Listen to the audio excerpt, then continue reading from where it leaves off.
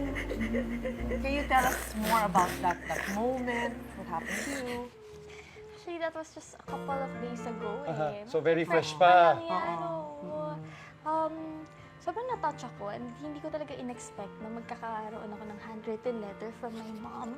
So that was the first message that I received from her after not talking to her for how many years. So nabigla ako. Actually, after reading that message, naiyak ako. Siyempre, hindi ko napigilan yung sarili ko. Pag nasa confession room talaga ako, hindi ko alam marami palang nararamdaman. nararamdaman. Parang isa lang kausap pero wala, ang dami pala. So, tapos after, it was hard for me to accept it na do I deserve a letter from my mom saying those words to me? Kasi parang, syempre, I left her and I haven't spoken to her. Tapos, pero yesterday, nagpadala ako ng flowers. Parang I wanted to give time first before really meeting her.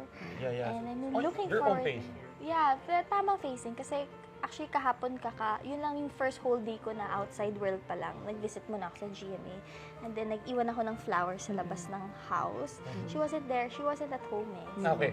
So wala doon. Pero, I mean, this show has given them a chance to Yeah. reconcile. I am believe talaga ako kay Kuya.